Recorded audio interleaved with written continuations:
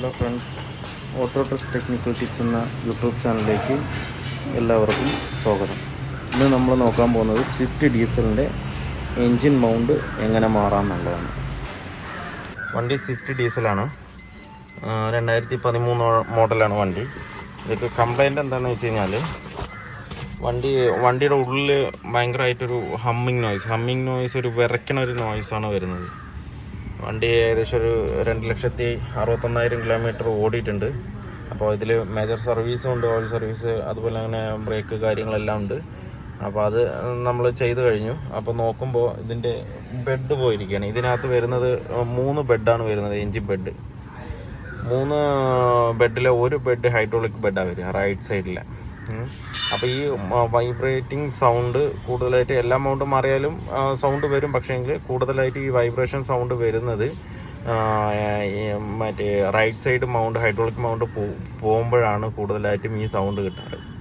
മറ്റുള്ള മൗണ്ട് മാറിയാൽ നമുക്ക് ഗിയർ ഷിഫ്റ്റ് ചെയ്തിട്ട് എടുക്കുമ്പോൾ നല്ലൊരു ഇടി സൗണ്ടാണ് വരിക. അപ്പോൾ ഓരോരോ മൗണ്ടിനും അതുപോലെ വണ്ടിയിലെ ഓരോരോ പാർട്സിനും ഓരോരോ സൗണ്ട് ഉണ്ട്. അത് പെട്ടെന്ന് നമുക്ക് ഐഡൻറ്റിഫൈ ചെയ്യാൻ എളുപ്പമാണത്. ഇതിപ്പോൾ വണ്ടി മറ്റേ ഈ മൗണ്ടായും വൈബ്രേഷൻ സൗണ്ട് വരും. അതിപ്പോൾ ഗിയർ ബോക്സ് ബെഡാണ് പോയിരുന്നെങ്കിൽ നമുക്ക് ഈ ഒരു വൈബ്രേഷൻ സൗണ്ട് വരില്ല. പകരം നമ്മൾ ആക്സിലേറ്റർ കൊടുക്കുമ്പോൾ കുത്തി പോകും. എന്ന് വെച്ച് കഴിഞ്ഞാൽ വിട്ട് പിടിക്കുന്നത് പോലെ ഫീലാവും. അതേപോലെ തന്നെ ഗിയർ ബോക്സ് ബെഡ് പോയാലും ആ സെയിം ഫീലാണ് കിട്ടുക. വൈബ്രേഷൻ ഒരു 100-ൽ ഒരു 50% വൈബ്രേഷൻ വരുന്നത് ഈ ഗിയർ ബോക്സ് ബെഡിലും ലെഫ്റ്റ് സൈഡിലുള്ള ബെഡിലും അങ്ങനെ ഒരു സൗണ്ട് വൈബ്രേഷൻ കിട്ടില്ല. വൈബ്രേഷൻ സൗണ്ട് കൂടുതലായിട്ടും ഈ ഹൈഡ്രോളിക് മൗണ്ടിലാണ് വരുന്നത്. അതിന് അത്യാവശ്യം നല്ല റേറ്റും ഉണ്ട്, 4,000 ചില്ലാൻ രൂപയോളം വരുന്നുണ്ട് റേറ്റ്. അപ്പോൾ അത് മാറ്റിയ ഈ കംപ്ലൈൻറ്റ് പൂർണ്ണമായിട്ടും സോൾവ് ആകും. നമുക്ക് വണ്ടി സ്റ്റാർട്ട് ചെയ്തിട്ടൊന്ന് നോക്കാം.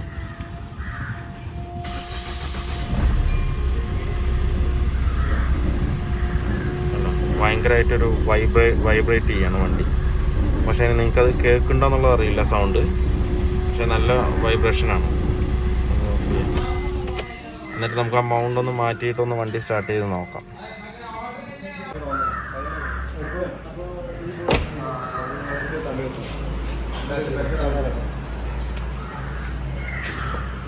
ഇതാണ് മൗണ്ട് വരുന്നത്, ഹൈഡ്രോളിക് മൗണ്ട്. ഇതാണ് നമ്മളിപ്പോൾ മാറ്റാൻ പോകുന്നത്. ഇത് പക്ഷേ നമുക്ക് നോക്കിയാൽ അങ്ങനെ ഇതിൻ്റെ കംപ്ലൈൻറ്റ് പെട്ടെന്ന് അറിയില്ല, ഇത് പോയിട്ടുണ്ടോ ഇല്ല എന്നുള്ളത് കറക്റ്റായിട്ട് അറിയാൻ പറ്റില്ല. അപ്പോൾ അതെന്തായാലും മാറ്റാം. നമുക്കതിന് ജനുവൻ പാർട്സ് തന്നെയാണ് വരുന്നത്. മാറ്റിയിട്ട് ഏകദേശം 4,035 രൂപ വരുന്നുണ്ട് ഈ ഒരു മൗണ്ടിന്. ഇതേത് നമുക്ക് ഓൾഡ് മോഡലാണ്, ഈ 2011-10 ആ മോഡൽ വണ്ടിയാണെന്നുണ്ടെങ്കിൽ ഏകദേശം 750 രൂപ 800 രൂപ വരുള്ളൂ. അത് ഹൈഡ്രോളിക് മൗണ്ട് ആയിരിക്കില്ല. കണ്ടോ, ഇതാണ് മൗണ്ട്. അടിയിലെ ഗ്യാപ്പ് വേണം, ഇത്രയും ഗ്യാപ്പ് ഇതിനകത്തുണ്ട്. നമുക്ക് ആ മൗണ്ടിൻ്റെ ഗ്യാപ്പ് ഞാൻ കാണിച്ചു തരാം കേട്ടോ. അതാണ് അതിൻ്റെ ബോൾട്ട് വരുന്നത്. ഹാങ്ങിങ് വരുന്നത് ഇതിൻ്റെ ഉള്ളിലാണ്. ഇതിൻ്റെ വർക്കിംഗ് എങ്ങനെയാണെന്നുള്ളത് കറക്റ്റായിട്ട് നോക്കുക തന്നെ വേണം. ഇതിൻ്റെ ഉള്ളിലാണ് അതിൻ്റെ ബോൾട്ട് വരുന്നത്. ഈ ബോൾട്ട് കൂടുതലും കംപ്ലൈൻ്റ് ആവുന്നത് ഈ ഹൈഡ്രോളിക് മൗണ്ട് പോയിട്ട് താഴത്തിറങ്ങുമ്പോൾ ഈ സൈഡ് തന്നെ ഇത്രയും നമുക്കിപ്പോൾ ഒരു വിരൽ ഫുള്ളായിട്ട് കയറുന്ന ഗ്യാപ്പുണ്ട്. ഈ റബ്ബർ ടിഷ്യൂ വന്നിട്ട് ഈ മെറ്റൽ ടു മെറ്റൽ കോണ്ടാക്റ്റ് ആവും. ആ സമയത്താണ് കൂടുതലായിട്ടും ഇതിൻ്റെ സൗണ്ട് വരിക, ഈ ഒരു വൈബ്രേഷൻ സൗണ്ട് വരിക. അത് നമുക്ക് അതും കൂടെ ഒന്ന് അഴിച്ചിട്ട് നോക്കാം. നമുക്ക് ഈ മൗണ്ട് അഴിക്കാനായിട്ട് ഈ 3 ബോൾട്ട് ഉണ്ട്. അതുപോലെ തന്നെ ഇവിടെയും 2 ബോൾട്ട് ഉണ്ട്, ഈ ഒരു ബോൾട്ടും 3 നെറ്റ്. പിന്നെ ഒരു എർത്ത് വയർ വരുന്നുണ്ട് ഇവിടെ. ആ എർത്ത് വയർ കൊടുക്കാൻ മറക്കരുത്, എന്തായാലും കൊടുക്കുക തന്നെ വേണം.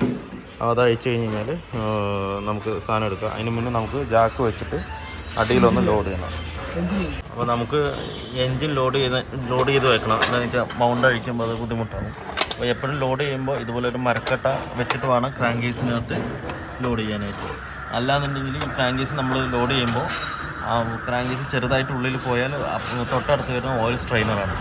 ആ സ്ട്രെയിനറിലേക്ക് ചെറുതായിട്ടൊന്ന് എന്തെങ്കിലും ഒന്ന് വളയെ പിടിക്കുക ചെയ്ത് കഴിഞ്ഞാൽ ഓയിൽ സർക്കുലേഷൻ കറക്റ്റായിട്ട് മുകളിലേക്ക് കയറില്ല.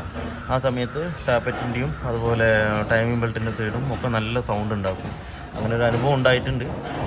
അപ്പോൾ എപ്പോഴും ക്രാങ്കേസിൽ നമ്മളിങ്ങനെ ജാക്ക് വയ്ക്കുകയാണെന്നുണ്ടെങ്കിൽ ഇതുപോലെ ഒരു മരക്കട്ട അങ്ങനെ എന്തെങ്കിലും വെച്ച് ലോഡ് ചെയ്തിട്ട് വേണം ആക്കാനായിട്ട് ഒരു പോയിന്റിലായിട്ട് സെൻട്രലായിട്ട് വെക്കാൻ പാടില്ല, ഒരു സൈഡായിട്ട് വെച്ച് ഒന്ന് ലോഡ് ചെയ്ത് നിർത്തണം.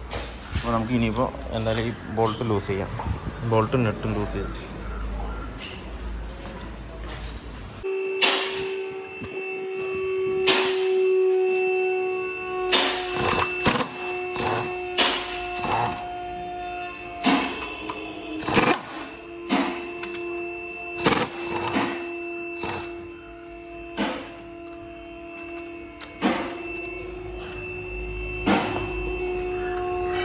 സൈഡിലെ 2 ബോൾട്ട് വയ്ക്കും.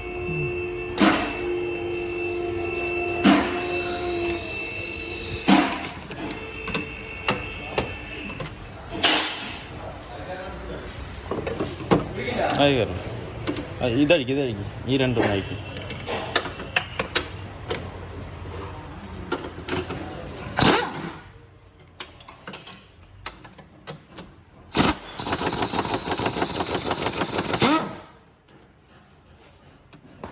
ഈ സൈഡും ഒരു ബോൾട്ട് വരുന്നുണ്ട് 14, അത് നമുക്ക് യൂണിവേഴ്സിൽ ഇട്ടിട്ട് വേണം അഴിക്കാനായിട്ട്, അതും കൂടെ അഴിക്കണം. നമ്മളത് യൂണിവേഴ്സിലിട്ടിട്ട് അഴിക്കാൻ നോക്കി, പക്ഷേ അത് സ്ലിപ്പാകുന്നുണ്ട്. അപ്പോൾ നമുക്ക് ഇതിൻ്റെ ബ്രാക്കറ്റ് ഒന്ന് അഴിച്ചെടുത്ത് നമുക്ക് ഈസിയായിട്ട് അഴിക്കാൻ പറ്റും. 4-10 ബോൾട്ട് മാത്രമേ വരുള്ളൂ. അത് അഴിച്ച് കഴിഞ്ഞാൽ ഇത് മാറ്റി വെച്ചാൽ ഡയറക്റ്റ് അടിക്കാൻ പറ്റും. അത് നമുക്ക് കയറ്റുമ്പോഴും കുറച്ച് ഈസിയാവും, പുറത്തെടുക്കാനും ഈസിയാവും.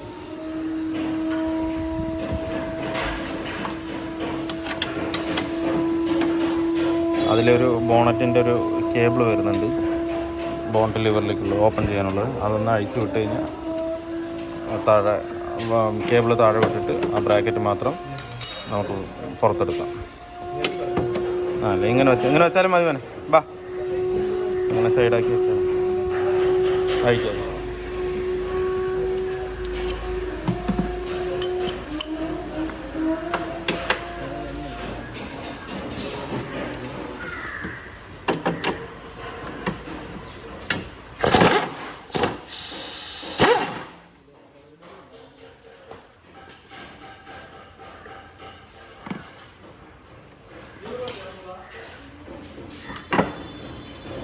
ഒരു 10-ൻ്റെ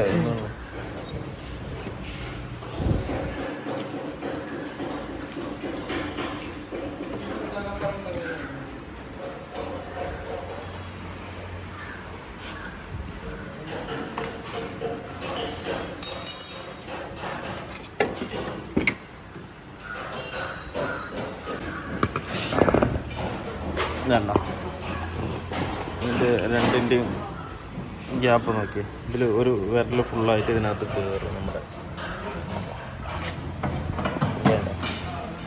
ഇതിനകത്ത് കയറില്ല. അപ്പോൾ നമ്മൾ ഇത് എൻജിൻ്റെ ലോഡും കൂടെ ആകുമ്പോൾ ഇത് ഒന്നുകൂടെ ഇതിനകത്ത് പ്രസ്സായി മുട്ടും താഴത്ത്. അപ്പോൾ അങ്ങനെ വരുമ്പോഴാണ് ആ സൗണ്ട്, വൈബ്രേഷൻ സൗണ്ട് വരുന്നത്. ഇതിൻ്റെ ഗ്യാപ്പ് കണ്ടില്ലേ, ഗ്യാപ്പാണ്. അപ്പോഴാണ് ആ സൗണ്ട് വരുന്നത്. അപ്പോൾ എന്തായാലും നമുക്ക് മാറ്റിയിട്ട് ഒന്നുകൂടെ നോക്കാം. അതുപോലെ തന്നെ അതിൻ്റെ ഉള്ളിൽ കണ്ട ഒരു മെറ്റൽ പീസിൻ്റെ അവിടെ വര പോലെ കാണുന്നത്, അത് ഈ മൗണ്ട് വന്ന് താഴെ ഇടിച്ചതാണ്. ആ ഇടിച്ചപ്പോൾ വന്ന പാടാണ് ആ കാണുന്നത്.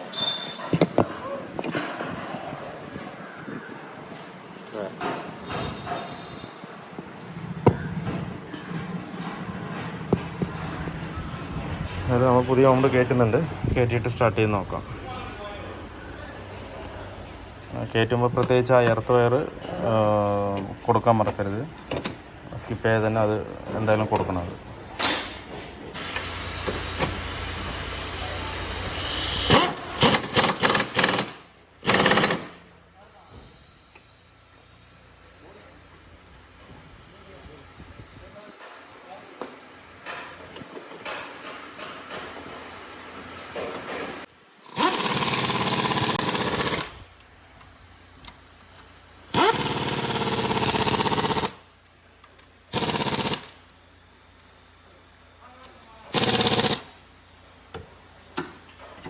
മതി, കയ്യിൽ പിടിച്ചാൽ മതി.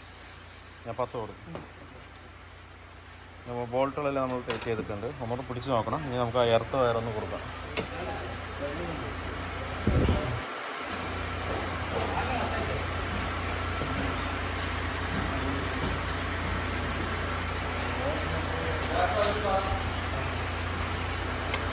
നമുക്കിനിപ്പോൾ ജാക്കി ഇറക്കാം.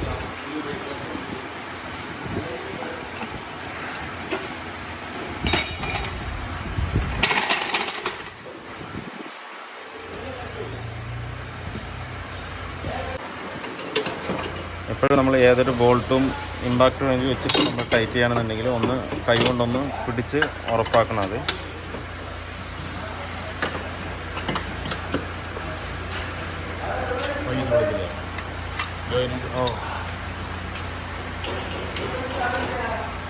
അതിനെ വിളിച്ചൊന്ന് സൂചിപ്പിക്കി.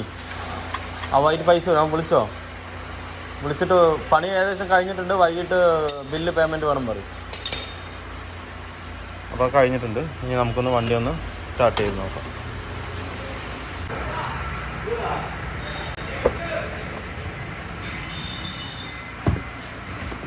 നമുക്ക് വണ്ടി ഒന്ന് സ്റ്റാർട്ട് ചെയ്ത് നോക്കാം. ഇപ്പം നമ്മളിതിനകത്ത് വേറെ ഒന്നും ചെയ്തിട്ടില്ല കേട്ടോ. വേറെ മൗണ്ട് ചെക്ക് ചെയ്യേ, വേറെ 2 മൗണ്ട് ഉണ്ട്, ആ മൗണ്ട് ചെക്ക് ചെയ്യേ, വേറെ ഒന്നും ചെയ്തിട്ടില്ല. നമ്മൾ ഡയറക്റ്റ് ആ ഒരു മൗണ്ട് മാത്രമേ മാറിയിട്ടുള്ളൂ. പലപ്പോഴും ഇത്രയും പൈസ കൊടുത്ത് ചെയ്യുമ്പോൾ ചിലർക്ക് പേടിയുണ്ടാവും, എന്താ വെച്ച് കഴിഞ്ഞാൽ മൗണ്ട് മാറിയിട്ടും ശരിയായില്ലെങ്കിലോ എന്നുള്ളത്. പക്ഷേ ഓരോരോ പാർട്സിനും ഓരോരോ സൗണ്ടാണ് വരിക. അത് നമ്മളെപ്പോഴും നമ്മൾ മനസ്സിലാക്കി വേണം. ഇതിപ്പോൾ നമുക്ക് ഈ ഒരു സൗണ്ട് കിട്ടില്ല, ഈ സൗണ്ട് നമുക്ക് മൈൻഡിൽ ഉണ്ടാവണം. ഇത് നേരത്തെ നമുക്ക് കംപ്ലയിൻറ്റ് കിട്ടിയിട്ട് ഇത് സോൾവ് ആക്കിയതാണ്. അപ്പോൾ അതുകൊണ്ട് ഓരോരോ പാർട്സ്, വണ്ടിയുടെ ഏത് പാർട്സ് പോയാലും അതിന് ഓരോരോ എന്താ പറയുക സൗണ്ടുകളുണ്ട്. അപ്പോൾ അത് നമ്മൾ മനസ്സിലാക്കി വെച്ചിട്ട് അത് ഡയറക്റ്റ് അത് ട്രീറ്റ് ചെയ്താൽ മതി, ശരിയാവും, 100% ശരിയാവും. ചില ടൈമുകളിൽ മാത്രമേ നമുക്കത് സ്യൂട്ടാകാതെ വരുള്ളൂ. അല്ലാത്ത പക്ഷം എല്ലാ 100-ലൊരു 80% കാര്യങ്ങളും സക്സസ് ആവും അത്. അപ്പോൾ ഓരോരോ പാർട്സിനും അതിൻ്റേതായ ഒരു സൗണ്ട് ഉണ്ട്, അത് മനസ്സിലാക്കിയിട്ട് വേണം ചെയ്യാനായിട്ട്. അപ്പോൾ ഇത് നമുക്കൊന്ന് സ്റ്റാർട്ട് ചെയ്ത് നോക്കാം. വണ്ടി സ്റ്റാർട്ട് ചെയ്യണ്ടിട്ടാ.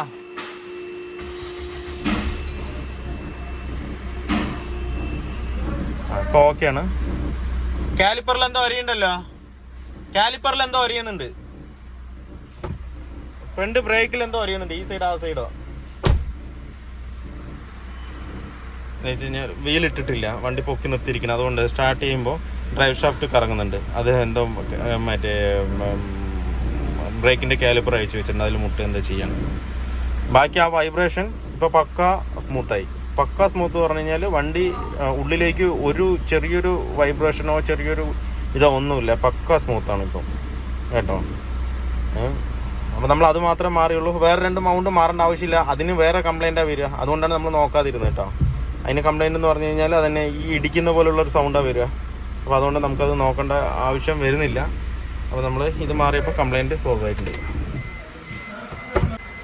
അപ്പോൾ ഓക്കെ ഫ്രണ്ട്സ്, ഇന്നത്തെ വീഡിയോ കംപ്ലീറ്റ് ആയിട്ടുണ്ട്.